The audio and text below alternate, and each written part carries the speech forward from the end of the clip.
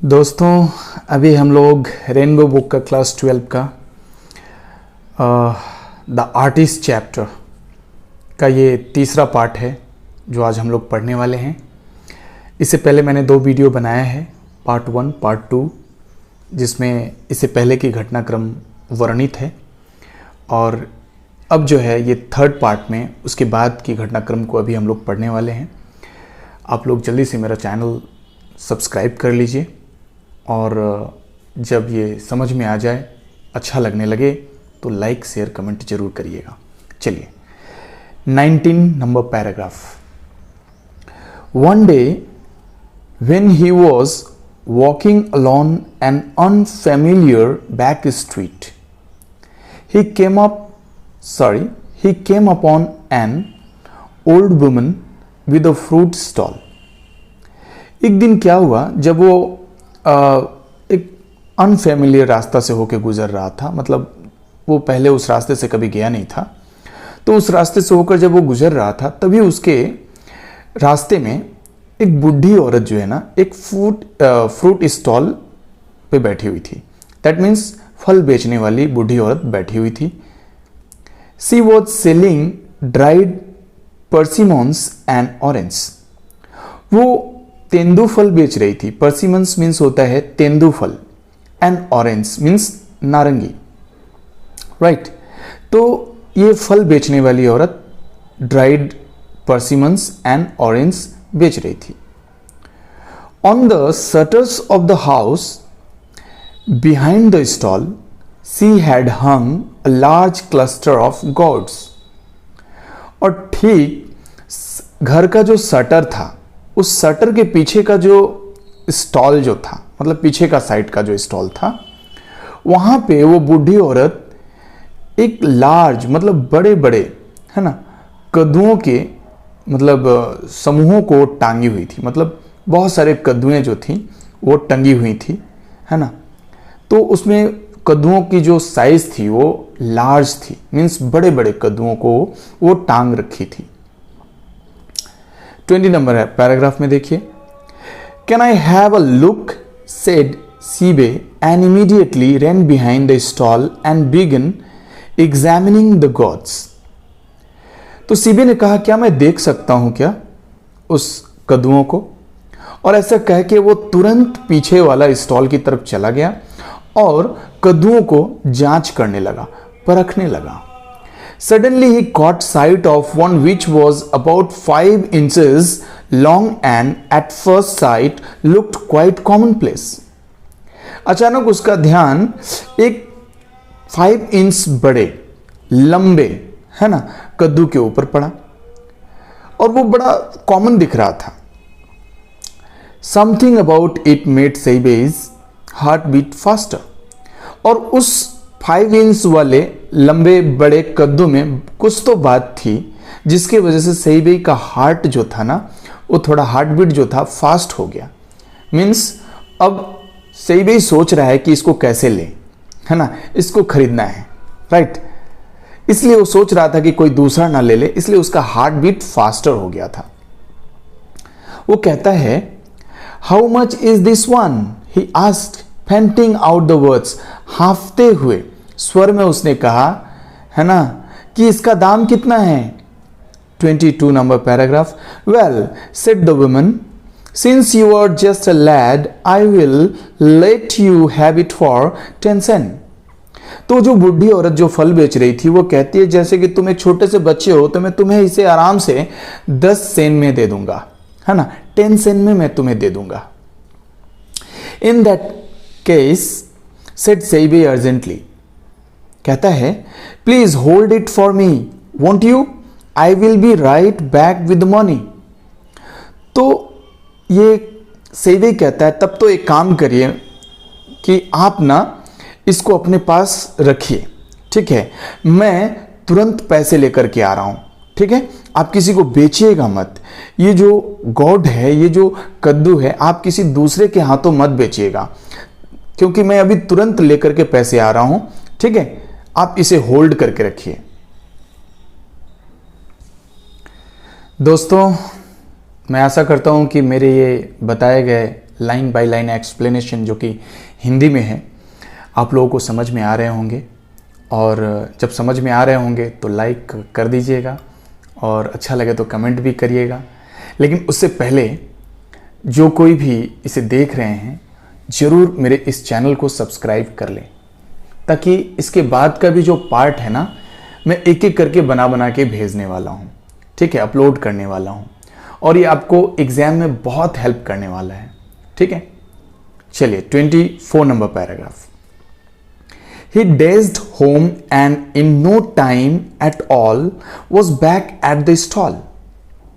वो घर गया, बिना समय व्यर्थ किए वो वापस आया स्टॉल के पास, ठीक है। बिना समय व्यर्थ किए मतलब कोई ज़्यादा समय उसने नहीं लिया, घर गया, पैसे लिया और तुरंत वहाँ से स्टॉल के पास आया। He bought the gourd and took it home. और उसने उस कद्दू को खरीदा और घर ले गया। 25 number paragraph. From that time on, he was never separated from his new God. और उस समय से लेकर उसने फिर दोबारा कभी भी उस गॉड से, जो नए कद्दू को खरीदा था, उससे अलग नहीं हुआ। He even took it along to school and used to polish it under his desk in class time. वो यहां तक उसे स्कूल भी ले जाया करता था और डेस्क के अंदर में उसको पॉलिश करता था, क्लास टाइम में ही, क्लास के समय में ही। It was not long before he was caught at this by one of the teachers. और ये ज़्यादा समय नहीं लगा और वो पकड़ा गया एक टीचर के द्वारा, who was particularly incensed because it happened to take place in an ethics class. और वो जो टीचर जो था ना वो इंसेंस था। अब ये इंसेंस्ड का मतलब होता है नाराज हो गया, है ना, बड़ा नाराज, गुस्से वाला शिक्षक था वो, राइट। और उसको नाराजगी इस बात की थी कि उसके एथिक्स के क्लास में, नीति शास्त्र के क्लास में कोई बच्चा कोई दूसरा काम कर रहा है। तो स्वाभाविक सी बात है दोस्तों, जब हम लोग क्लास में होते हैं और क्लास में पढ़ाए गए टॉपिक्स पे हम लोग ध्यान नहीं देते हैं तो हमारे गुरुजी हमें डांटते हैं, गुस्साते हैं। सेम केस यहाँ पे भी होता है। 26 नंबर पैराग्राफ में क्या है? The teacher came from another part of Japan and found it most offensive that children should indulge in such effeminate pastimes as collecting gourds. तो वो जो टीचर जो था ना वो जापान के कुछ दूसरे पार्ट से आया करता था, राइट। और उसको ये काम बड़ा ही बुरा लगा, ऑफेंसिव। ये ऑफेंसिव का मतलब क्या है? अपमानजनक लगा, ठीक है। कि चिल्ड्रन जो बच्चे हैं वो इफेमिनेट, ये इफेमिनेट कहने का मतलब, इफेमिनेट कहने का मतलब नारी जैसा काम, मतलब ये जो कद्दू को कलेक्ट करने का काम नारियों का है, तो नारियों के काम में ये बच्चे लोग क्यों बिजी हो गए हैं, इस बात से उसे अपमान महसूस हुआ। He never minded having his students sing नानियावुशी बैलेट्स। उसको बुरा नहीं लगता था कि उसके स्टूडेंट्स गाना गाते हैं, नानियावुशी बैलेट्स, कोई प्रॉब्लम नहीं है। However, raucously, right. अब ये raucously मतलब उग्रतापूर्ण। तो बच्चे जो थे, कुछ बच्चे ऐसे भी थे जो गाना गाते थे उल्टा पुल्टा, है ना, फालतू बकवास का गाना गाते थे, है ना, और उग्रतापूर्ण तरीके से। तो उस पर उनको माइंड नहीं करना होता था, वो ज़्यादा उस पर दिमाग नहीं लगाते। लेकिन ये जो काम था इस पर उनको बड़ा गुस्सा आया, है ना, बहुत गुस्सा है। रॉकियसली कहने का मतलब उग्रतापूर्ण तरीके से। Now when he found Seibei silently polishing his gourds, his voice trembled with fury, right. और जैसे ही उन्होंने सीबे को चुपचाप जो कद्दू है उसको पॉलिशिंग करते हुए देखा, तो उनके जो आवाज थे ना वो नाराजगी में, है ना, क्रोध में कांपने लगा और जोर जोर से बोलने लगे। क्या बोलने लगे? यू आर एन इडियट, तुम एक मूर्ख हो, जोर से चिल्ला के कहा। There is absolutely no future for a boy like you. और ये बात सही है कि तुम्हारे जैसे लोगों का फ्यूचर, तुम्हारे जैसे बच्चों का फ्यूचर नहीं है। Then and there he confiscated the god on which Sibe had spent so many long hours of work.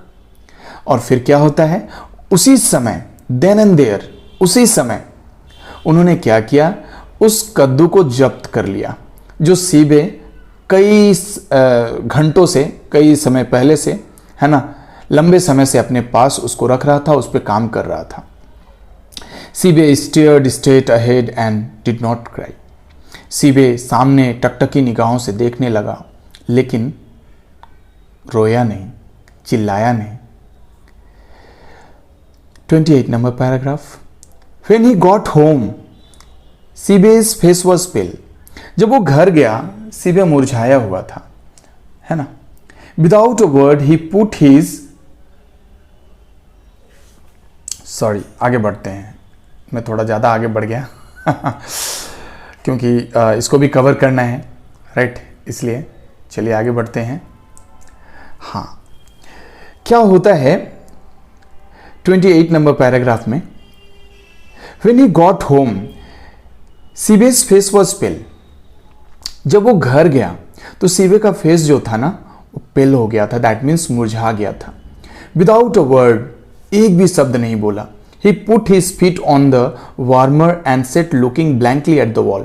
और वो अपने पैरों को वार्मर के पास रखा जहाँ से उसको उसके पैरों में ताप मिल सके, गर्मी लग सके, ठंडा का मौसम है इसलिए वो वहाँ बैठ गया और चुपचाप दीवार की तरफ देखने लगा। After a while the teacher arrived. और कुछ समय बाद वही टीचर जिसने सीबे के कद्दू को जब्त किया था और डांटा था क्लास में, वही टीचर वापस नहीं, वहां पे पहुंच गया उसके घर पे। As Sebe's father was not at home from the carpenter's shop where he worked. जैसा कि सेबे के पिताजी घर पे नहीं थे। क्यों नहीं थे? क्योंकि वो कारपेंटर शॉप के पास गए हुए थे, वहां पे उनको काम था मतलब वहां वो काम किया करते थे। The teacher directed his attack on Seibei's mother. और टीचर ने अटैक किया, मतलब अपने बातों का अटैक किया। किसके ऊपर? सीबे की मम्मी के ऊपर। कहने लगा, this sort of thing is the responsibility of the family, he said in a stern voice. वो सख्त आवाज में कहने लगा कि ये जो काम है घर के लोगों का काम है, ये घर के लोगों का रिस्पॉन्सिबिलिटी है कि वो अपने बच्चों का ख्याल रखें। It is the duty of you parents to see that such things don't happen. उन्होंने कहना शुरू किया कि ये आप लोगों की ड्यूटी है, आप माता पिताओं की ड्यूटी है कि आप इस तरह के काम को ना होने दें। किस तरह के काम को? जो आपका लड़का कद्दू को पॉलिश कर रहा था क्लासरूम में, मतलब कद्दू में ज़्यादा समय बिता रहा था, उसे पढ़ाई लिखाई में समय बिताना चाहिए, वो कद्दुओं में समय बिता रहा है। ये सब पे आप माता पिताओं को ध्यान देना चाहिए। In an agony of embarrassment. Agony का मतलब क्या होता है? अगोनी का मतलब होता है कष्ट। एम्बैरेसमेंट का मतलब क्या होता है? एम्बैरेसमेंट का मतलब होता है घबराहट, संकट, उलझन। तो यहाँ पे उसकी जो माँ है ना, वो बेचारी कष्ट में आ जाती है, घबरा जाती है। सीबे's मदर मर्टर्ड सम एपोलॉजी। और सीबे की माँ जो है मास्टर को कहते हैं कि माफ़ कर दीजिए, नेक्स्ट टाइम से ऐसा नहीं होगा। Meanwhile Seibei was trying to make himself as inconspicuous as possible in the corner. और उसी समय सीबे जो है ना अपने आप को छिपाने की कोशिश कर रहा था। ठीक है, अपने आप को छिपाने की कोशिश, कहने का मतलब क्या छिपाने की कोशिश कर रहा था? इनकॉन्स्पिक्यूअस कहने का मतलब होता है अस्पष्ट, मतलब अदृश्य, धुंधलापन, दिखाई न दे, न दिखाई दे। किसको न दिखाई दे? क्या न दिखाई दे? न दिखाई दे मतलब वो अपने आप को दिखाना नहीं चाहता था, राइट। वो एक कॉर्नर में बैठा हुआ था, डरा हुआ था, terrified. He glanced up at his vindictive teacher. Vindictive means होता है ईर्ष्यालु। Vindictive means ईर्ष्यालु। तो ईर्ष्यालु शिक्षक के ऊपर वो देख रहा था। And at the wall directly behind were a whole row of fully prepared gods were hanging. और उसके बाद वो डायरेक्टली किस पे देख रहा था? दीवाल की तरफ देख रहा था। दीवाल के ऊपर जो fully row of fully prepared gods जो कि टंगा हुआ था, ठीक है, वो सोच रहा था कि टीचर का ध्यान उस पर ना चला जाए, अगर उस पर चला गया तो वो भी कद्दू जब्त कर लिया जाएगा। What would happen if the teacher caught sight of them? वो कह रहा है कि क्या होगा यदि शिक्षक उस कद्दुओं को देख ले, और उस कद्दुओं को देख लेगा तो डेफिनेटली वो टीचर उसको भी जब्त कर लेगा, ठीक है। और वो नहीं चाहता है कि उसके जो पहले जो कद्दू जब्त हुए हैं उसी तरह से सारे कद्दुओं को जब्त किया जाए, राइट। सो दोस्तों यहीं तक, और मुझे आशा है कि आप लोग इस कंटेंट को समझ चुके होंगे। नेक्स्ट कंटेंट में जो बहुत जल्द लाने वाला हूं, तब तक आप लोग इसको सीखिए, समझिए, आगे बढ़िए।